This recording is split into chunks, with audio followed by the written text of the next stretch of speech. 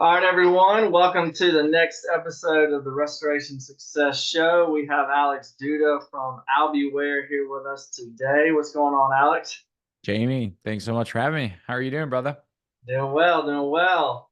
All right, well, let's start off. Some of our listeners might be familiar with you and Albiware, but some of them might not be. So just give us a quick rundown on how you ended up in the restoration industry and how you came to start Albiware.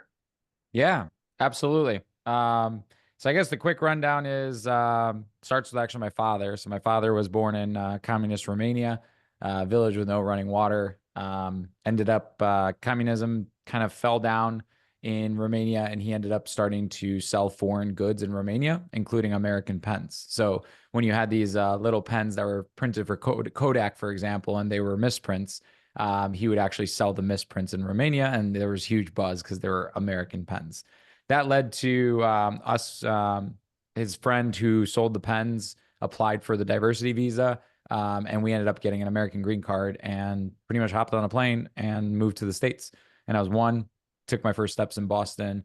And as every first generation immigrant, dad wanted to make sure that, the family was taken care of, and started doing all kinds of odds and ends types jobs, from dry cleaning to maintenance on buildings and such. And eventually he ended up in like handyman work and construction. And eventually he became a subcontractor for a restoration company in the Chicagoland market. And yeah, the restoration companies would basically fist fight. They were public adjusters. They'd fist fight over fires, literally. They'd sign up these fires, and then they would subcontract to my father. Well, actually, to my father's friend, who would then subcontract to my father, and they'd split up the job. And he was the one actually producing the work. So I pretty much grew up through restoration. I mean, I would go, I remember even when I was 10 or 12, going in and seeing these fire damaged homes and such. And at one point, my father had a workers' comp incident that had occurred. Subcontractor fell off a roof, got injured. Then there was this whole workers' comp claim and lawsuit. All that got taken care of. The insurance companies paid it out, but they dropped him from the workers' comp policy. So that meant that he couldn't subcontract for anybody else anymore. And he went on doing a bunch of other stuff, real estate investing, just like you mentioned earlier, and such. And one day we were basically on a family vacation on a beach, and he was pitching me this idea of, hey, let's open up a restaurant. I was straight out of high school. And I'm like, why would we open up a restaurant when we can open up a restoration company? Like, you have all this experience here. And at that point, he was like, yeah, you're right, but I don't feel like I can sell anything. And at that point, I was, cocky 17, 18-year-old. I'm like, I could sell ice to Eskimos. So we set out to go fire chase and bring in work. And the goal was, let's do $1 million a year, make $100,000 each, do the work literally with our hands. And 4 months in, sold exactly zero fires.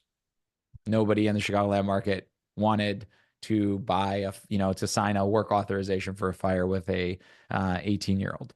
But what we started finding out is all the companies that showed up there had emergency services on their trucks, and they were offering all these services. So we're like, well, if we want to do the fire damage work, we should go and do emergency water mitigation and board up first and get called for that.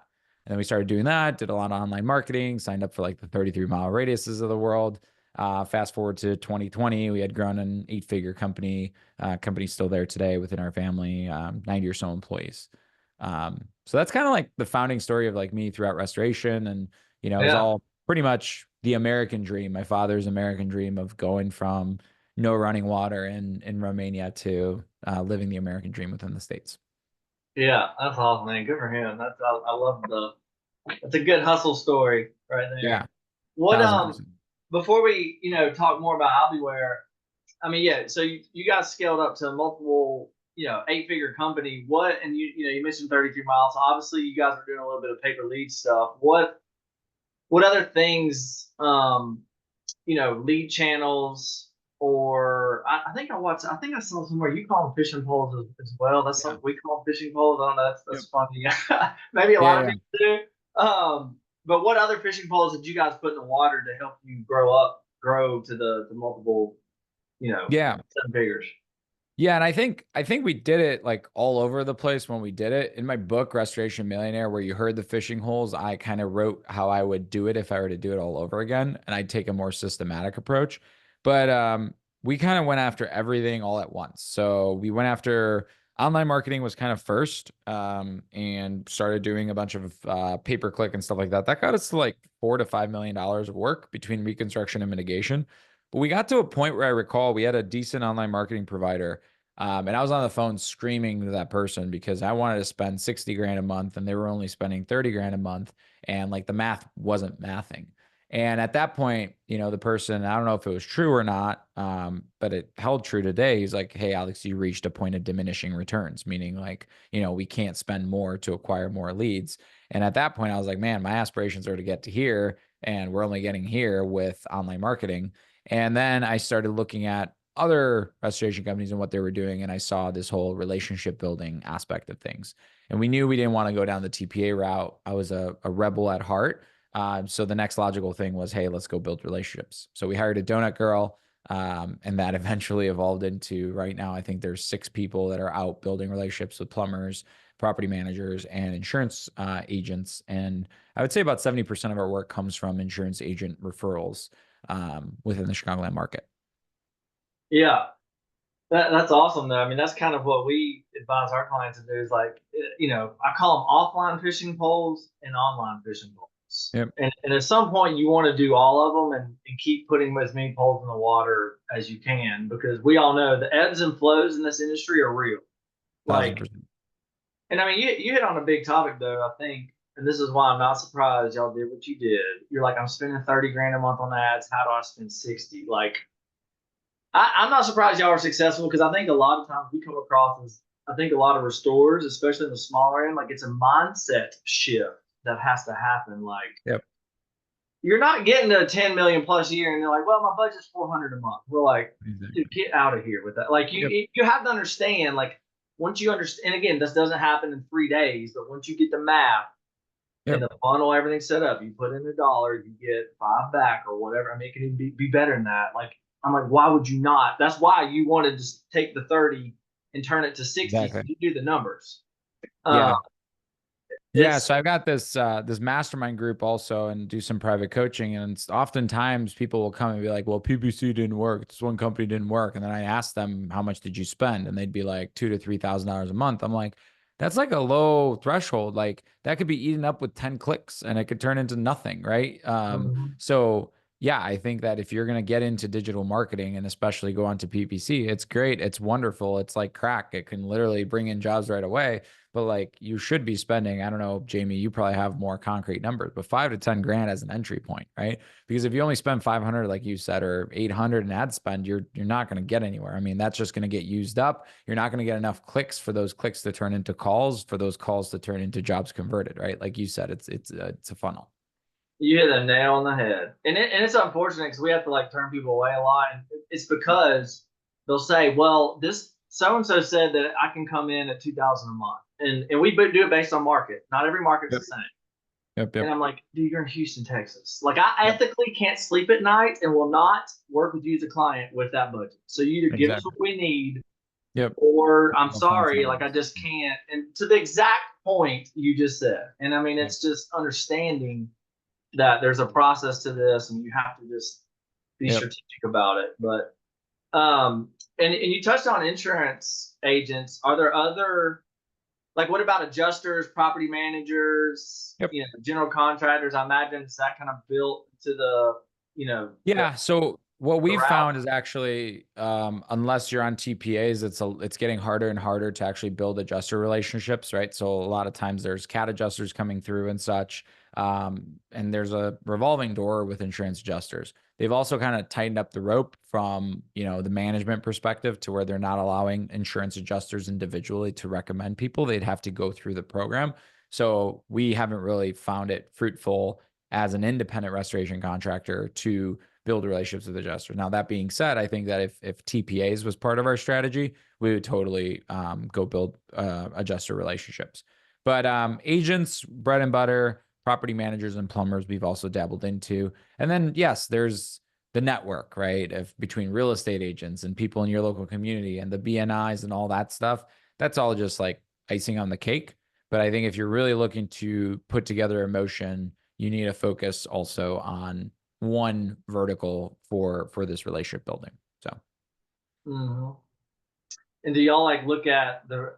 because one thing we've learned helping our clients with this as well is like, I mean, not every realtor, not every insurance company, not every property management, like you can't just blindly, pick one and it's going to bear fruit. Like I think being strategic with the level that Yeah. they're at, like some of these bigger ones, they might already have like 5 to 10 people on there that they're already feeding Yep. work to. So they're going to be hard to get in the door. You go too small, it's like, dude, this guy's not even doing work himself. He's not going to have anything to give you.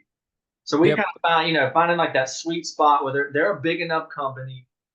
They have enough work coming in to where they can pass it through. Y'all kind of notice patterns like that as well?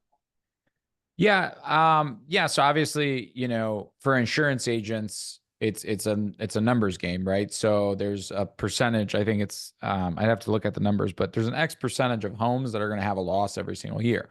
So then if you look at an insurance agent, for every insurance agent within the office, if it's an agency with one agent, they probably only have 1,000 policies. 1,000 policies means like probably only half of them are home policies. So they insure 500 homes. So then it's like, what's the likelihood of, one of those 500 homes, something happening to them versus if you have an insurance agency with 12 agents and there, chances are there's more like 6,000 homes, right? And then the percentage of claims they could refer you is larger. But I think there's two things that restorers must master if they're going to go after relationships. And one of them is understanding that it's all a funnel, right? At the end of the day, it's a funnel. You're going to talk to so many people. X amount of people are going to tell you to F off. The other people are going to be interested but not refer you. And then eventually you're going to get to the people that refer you. And then you have to nurture those people, right? And it's a numbers game, right? Like the more people you put up at the top, the more referring insurance agents you're going to spit out at the bottom. And then there's a consistency aspect that adds like a three-dimensional to the funnel. So you can't just go to an insurance agent once and then expect them to refer you. So you need to have a consistent, methodical approach. And people think of sales as, oh, used car salesman, snake oil. It's like, no, actually, it's a system. Just like when you're producing a job, you have a system. So you want to, talk to 12 stops a day, 5 days a week, talk to the same people every single 4 weeks and run them through the funnel. And that's what will get it into a machine. The second thing is you need to understand that when you're going out there, you can be like certain companies and just be donut girl or donut boy, right? Where you show up and just give them stuff. But at the end of the day, like there's not much value into that. You always want to think when you build relationships, like what's in it for the other party. And this partnership of that insurance agent referring me means that that agent's going to win by referring me, right? And you're instead of saying, and this is another thing, in the restoration market, there's no differentiation. Everybody's IICRC certified, BBVA plus rated, 5-star on Google, blah, blah, blah, blah, blah. The agent just doesn't care, right? You have to find a way to position your restoration company as a product or service that they could use to make their lives easier. So that's where you can get into, hey, 80% of the reason your book of business is going to leave is because they're going to have a non-proper claim experience, right? You know nothing about claims, Mr. Agent, because, you just weren't trained about it, right? You want to focus on selling more policies. Great. Let me handle your claims for you. So if there's a claim, no matter if it's a BS claim or not, I'll go out there, make you look like a superstar. And obviously, if there's work for me to do, I'll go ahead and do it. If there's not, I'll happily tell the customer, hey, rest be assured, everything's fine. And by the way, you got this free service because you're using this agent, right? So I think those are the two things that restorers need to master. It's like consistent funnel management and then what's in it for the agent. Exactly. No, I mean, I can tell you've done this because I agree 10,000% on that. It's like, what's in it for them? How can you make their life easier? Because at the Yep. end of the day, I mean, yes, some contractors do better work than others, but at the end of the day, Yep. like, what's in it for them? And I agree 10,000% on the consistency part. Yep. That's what, because back when I did it, and I did like a little bit different scenario, but I worked in the general contracting, subcontracting world, commercial construction. But my old boss told me to, you know, back when I started, he's like, Jamie, you expect nothing for a year, but you do it consistently for a year, you'll never have to worry about it again. And was he right? Yeah. A year of dropping in happy hours, golf, taking them on boats, like a year to get it. I mean, Yep. you got to get them to know, like, and trust you. After that, I had a handful of relationships, managed millions of projects, millions. But Yep. again, it took. Yep. But I'm glad he like prefaced me that he's like, look, you're not going to do this for 2 weeks. They're going to like kick you out of the office at first. But if you Yep. add value, what's in it for them, and do it consistently for a year, you will be good. And I think the consistency part is because, people are like, well, I called 10 people, two of them answered, and I'm like, dude, that 10 people, that you should have did that in 30 minutes. Like that's Exactly. not, 10 people over 3 weeks ain't going to get it done. So I think that mindset shift would help, just a lot of people, because it can bear fruit for sure. So let's shift gears. Let's talk about Albiware a little bit. So whenever you started Albiware, like what was one of the big problems you were trying to solve in the industry? Yeah. So I remember, we were using a bunch of different job management systems and everything just seemed pretty outdated. I would often go to a job management system and be like, what about this? What about this? And everything was not mobile friendly. You had to do all this redundant work, right? So like pick up the phone from like whatever 33 Mile or whatever it comes in, then go into this job management system, type it all in, create the project. But wait, you have to create the project from the laptop because it didn't work in the mobile app to create a project, right? Do all this like triple data entry. And it was very frustrating. At the end of the day, we were struggling with collecting and we were struggling with, basically communication and collaboration across our team. And the whole idea of Albi started of like, what if we can build something that's like a job management system that we have today, but inspired kind of by 33 Mile Radius's portal was actually where it all started. So when you log into that portal, right, you see all the calls and then you could see the recording and the notes. I'm like, what if this was a project? And that's kind of where we started from. So Albi's MVP was a project management tool that worked on web and mobile. So meaning you can do photos, notes, all that stuff, but it started from the phone call. So the phone call would ring into the app. You would answer it in the app via voice over IP powered by Twilio, full disclosure. You'd create the project and then you document everything. And we created it for ourselves at first and then showed a bunch of people in the industry, at events and such. And then a bunch of people wanted to subscribe to it. They're like, whoa, interesting. This could be something that could have massive impact in the industry. So then at that point, we decided, hey, we're just going to take this separately to market. But we realized that if we really wanted to stand out and innovate within the industry, it's going to take a lot more than what we had built at that point. And I also realized that my personal balance sheet and my co-founder's personal balance sheet, I mean, although it was in the 7-digit, wouldn't be enough to build and bring this thing to the market. So we went through and raised some capital because we knew that that's what we needed to do. So went through Y Combinator, raised I think $2 million at our seed round by that time, deployed it all, including our own money, into building the product, went to market, and became the industry's first venture-backed restoration software solution. Yeah, that's awesome.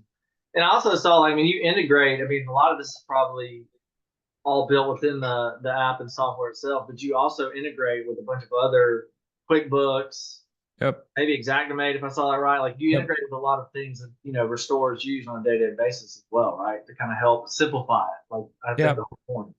Yeah, so I think that like the old school restoration software mentality and like the big, top 3 solutions, they took this proprietary approach where they're like, hey, we're not going to open up because we want to force the restoration business owner to use everything that we have. And that was their way to quote unquote dominate the market. And don't get me wrong, I mean, next year's solution sold to CoreLogic for like, almost $1 billion. Like it was a great outcome for their shareholders. But the problem is, like, I don't think we should be forcing our users to do what we want to drive enterprise value. I think we should be enabling value creation for our users and us to like treat ourselves as like a small percentage of the big value that we provide to our customers. And a lot of that means that the customer needs to have the right to choose, hey, if I want to use Company Cam for photos, or I want to use QuickBooks for accounting, or I want to use whatever for whatnot, we should allow them to be able to do that. So that's why we integrate. And we integrate with a lot of products that compete with products that we have. So like we integrate with Encircle, but we have our own dry book tool also. We integrate with CallRail, but we have our own phone system anyway, right? We have a CRM ourselves, but we also integrate with HubSpot. And it just allows the restoration business owner to build the tech stack that they need to run their business versus us forcing them into something that they don't need.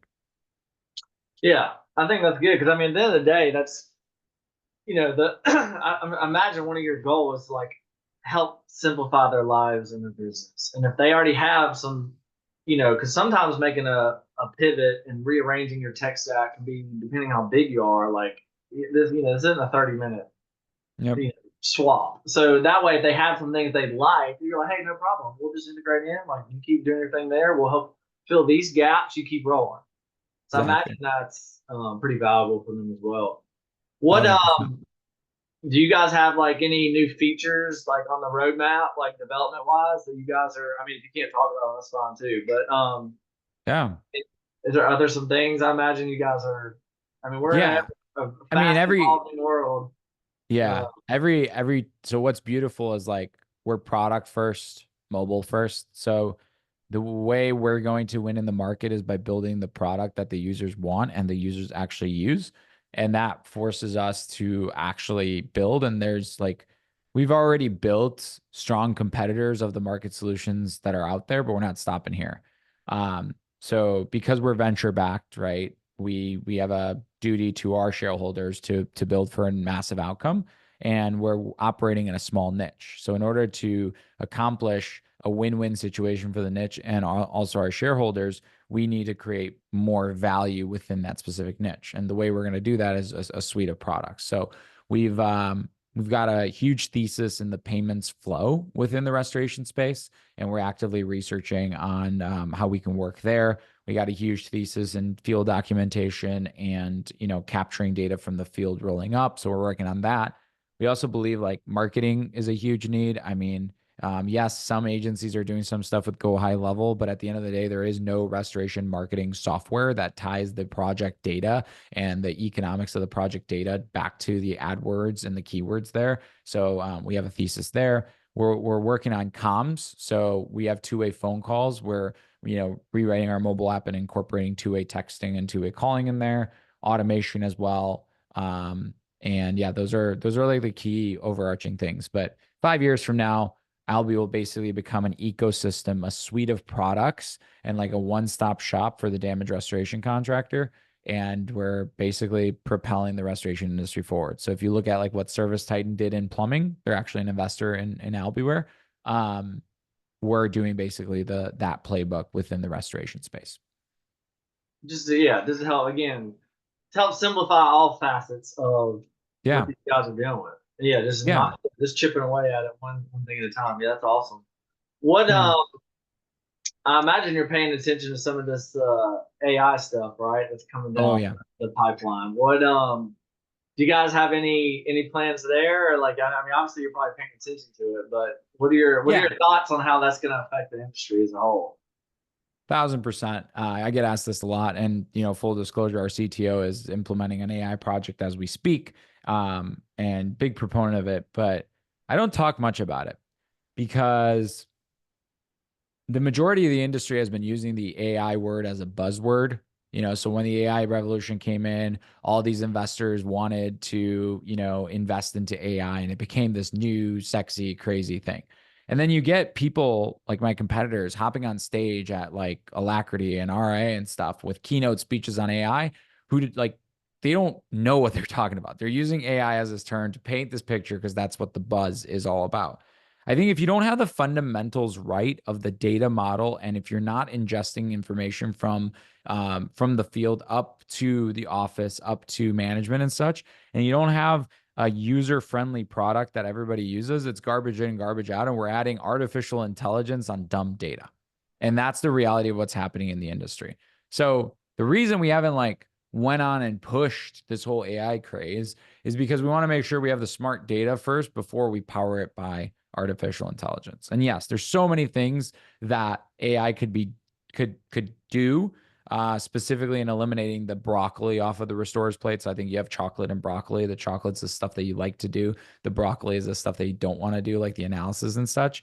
We could use AI as a tool. Now, will AI ever replace anybody? No. At the end of the day, we still need people to do the work that restorers do, to show up in the middle of the night and help homeowners to recover after the darkest times, to go and suck up the sewer water. I don't think we're going to have robots running around and doing that stuff. We need that. It's just going to be a matter of technicians powered by AI will outcompete and outperform technicians that aren't powered by AI. But Yeah. as an industry, I think most people that are talking about AI in the industry, as a user, you have to be like, okay, if I use that piece of software, is it actually capturing all the information that I need? Because if you don't even have a simple dashboard in your software solution that you can see, hey, this is how many projects I have within this stage or whatever, or if you're starting to have 3 different stories painted by your software, you feed all that data to an AI, it's going to hallucinate. So Yeah. sorry, I don't know if this is the answer you were looking for, but I'm very transparent and like, yes, super valuable, but let's get the fundamentals of tech right first. No, I mean, I agree with that. I think everybody in every company is a different level with whether it be their marketing, whether it be their tech stack, whether it be like I would you need to have your house in order before you start going down that path. Because like you said, garbage Thousand in, percent. garbage out. Like you have Thousand to know percent. what you're doing. You can't just start using it. Yep. But I agree. I think not just the restoration industry as a whole, but I think the next few years will be another 5 years. I mean, as quick as it's moving, like it'll be wild when we look 5 years from now what's going on. But I think the people empowered by it Yep. will lead the pack in all industries. Really, like it's Yep. not just gonna come in and like I said, start sucking sewage water out of the home, but just once you get your systems, processes, your house in order, like, and you get your data, clean data, dashboards, KPIs, metrics, you can start, hey, instead of me manually reviewing these KPIs and look at, like, let me maybe get AI's 2 cents on helping expedite you know the Yep. validation stage, or helping me spot things I might not be able to manually see. You can Yep. kind of ease your way into it and start. Yep. But I agree though. There's a little bit of a shiny object syndrome, because it's cool to play with, it's fun, and it's at the end of the day, I think a lot of people sometimes get distracted by it. It's like, hey, at the end of the day, you got to keep the main thing the main thing. All right. Yep. Yeah, and I think the core thing, and I was talking about this with a buddy, we actually went down this deep conversation on artificial consciousness, which is an interesting theory.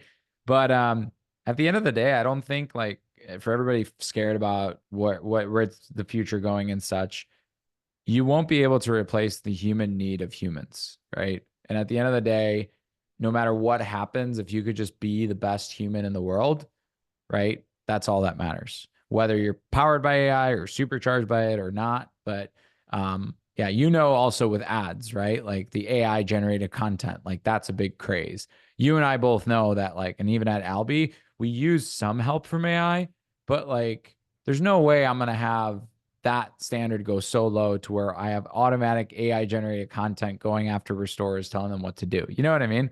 Yeah. That just won't ever happen, at least in my book. So Yeah, and I mean, you have to know what you're doing and yep. understand the industry and the role and what you're trying to accomplish. Even to like prompt it. Like if you don't know like what you're talking about, you're not gonna be able to prompt it, and you're just gonna go down a rabbit hole, and you're gonna get garbage Yep. out. Like you said, I agree 10,000% with the garbage in, garbage out Yep. metaphor you used. So back to Albiware. So what is it? And I guess it's based on you guys just cater it based on how big. I mean, can smaller companies use this? Larger companies? I mean, can you kind of meet people where they're at as far as Yeah. getting started? Yeah. I mean, as of right now, we help restoration companies big and small. I mean, we've been with some companies that, we've watched them get their first dollar to their first $1 million to their first $1 million of EBITDA, right? And then we also work with, larger networks, that have hundreds of millions of dollars of revenue. So our main focus, obviously, the larger you get, the more you're going to need. Like you can maybe operate a $500,000 a year restoration company with bubblegum and duct tape. You can't really do that with a $10 million restoration company. So clearly, like the need of technology and of systems becomes more acute as the companies get bigger. Yeah, awesome. What are you a nonfiction reader? I think I saw somewhere that you so Dan Martell's book "Buy Back Your Time." You've Yep. read that one? Oh Are there yeah. great book, great book. Yeah.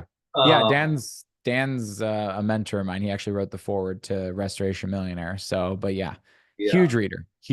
yeah, I love reading because books are like somebody struggled for a lifetime with one problem and they solved it. And then they distilled it into something that you could read on a flight from New York to LA. And then you just take those things, copy and paste ruthlessly, plop into your life, and then solve your problem with it. So yeah. It's I'm the same way. It's yeah, it's success leaves clues, right? I always say that quote about you're like, hey, 1,000%. you might not be able to get direct access to some of these authors, people, but man, you can read their story and lessons learned in a book, audio Yep. book. I mean, webinar these days, 1,000%. podcasts. I mean, there's a lot of different ways you can absorb it.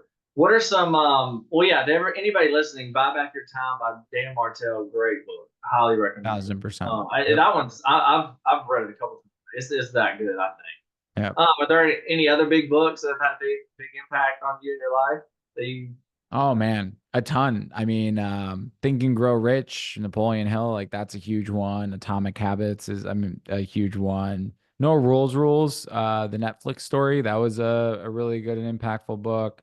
Trailblazer by Mark Benioff. I mean, I can go on and on. There's probably hundreds of books that I could recommend. Um, when it comes to books, though, I think it's like, what's your top like challenge or the top curiosity that you have within life? So if it's hey, I need to figure out how to get habits down, then yeah, go to Atomic Habits, Morning Miracle, 7 Habits of Highly Effective, right? If it's a mindset thing, then you would go to like a Think and Grow Rich. So I think starting with a box of, hey, what am I curious about? And the other thing with books, it's like, don't be afraid if you pick up a book and you don't like it. Don't feel obligated you have to read the whole thing. Like Mhm. if you get in, 60 pages in and you don't like it, throw it out. Like you don't have to, like, this isn't a book reading competition or whatnot. It needs to apply and hit home for you. And then the last thing about books is rereading books is huge. Because like you said, with Buy Back Your Time, you read it 3 times, you probably picked up stuff. Rereading and then, capturing thoughts and journaling afterwards is huge as well. Yeah, I agree. And I haven't always done that, but I yeah. And now I think about I love what you said instead of just because I'm not gonna lie, like I went through a little bit of a phase, like oh let me see how many books I can read in a year, whatever. But like, and I heard this recently too, like Jamie, unless a belief, mindset shift, or behavior changes, you just wasted your time reading the book. Like, what are you trying to accomplish by this? And then Yep. implement something from it. And like, Buy Back Your Time, I'm rereading it because I'm like, man, these principles and some of the stuff in it, like, I want to embody these and never forget them. So, Yep. like, now I'm like, okay with like, instead of just reading a bunch, I'm going to devour a handful that I truly want to embody and ingrained. I think that's a good point you brought up because I agree. It's kind of like, why? What book is most relevant Yep. to the biggest problem or biggest constraint in my business I'm trying to solve? Let me read around that and then implement it. If I have to reread it, then reread it. Yep. Yeah, I have to look at the Netflix. I haven't read that one. I have read some of those you mentioned. Have you read Principles by Ray Dalio? No, I I haven't. think I would. I could see you. That's in Yeah. my top three. Principles by Ray Dalio. I think you would. It is phenomenal. I'm gonna add this I'd right almost now. consider it like the business Bible. Yeah, I think you would truly enjoy that one. It's and especially what what you're doing with Albiware, I think it'll be super relevant and you would enjoy it. But all right, cool. Well, On it. we're gonna wrap it up here. Is there any last minute thoughts, words of wisdom, anything you want to leave for any restorers listening, trying to grow and scale what they got going on? Yeah, I think 2 things. One, don't compare, your year number 1 with somebody else's year number 7. I did that often, a lot of times, and beat myself up over it. And I think that leads into 2, where the way I think about it, and this is a plain analogy, um, no matter what happens in the world, we're all like these planes, right? Going through an air mass, right? And if something bad happens, like economics or whatever, like the industry goes south or whatnot, right? That's like a headwind, right? The air mass is moving, but it moves and affects all the planes. So as long as you could be the best plane possible, the fastest moving plane possible, and you just focus on being the best version of yourself, it doesn't matter what's going on a macro level because it's affecting everybody out there. So that kind of leads into like, focus on building the best version of yourself, focusing on servicing your customers, your community, and your team members the best possible. And like, don't worry about anything else. Everything else will solve for itself. Um, and yeah. Awesome. No, I love that, especially in this day and age. I mean, there's a lot of interesting things going on. I mean, on a global scale. I mean, even in our country, and I love that. I think like, dude, if you just try to be the best version of yourself, the best version of your company. I mean, that can help you on a personal level, friends, family, business. Like, hey, we're all not going to be here forever, so you might as well be the best version of yourself while you can. Live up to your highest, potential while you're here, Yep. and try to do good in the world, and just enjoy the ride as you're going. But 1000%. cool, man. Well, we appreciate you coming on to the show, and we'll touch base soon. Of course, man. Thanks so much for having me. This was All right. a blast. Yeah, you're welcome.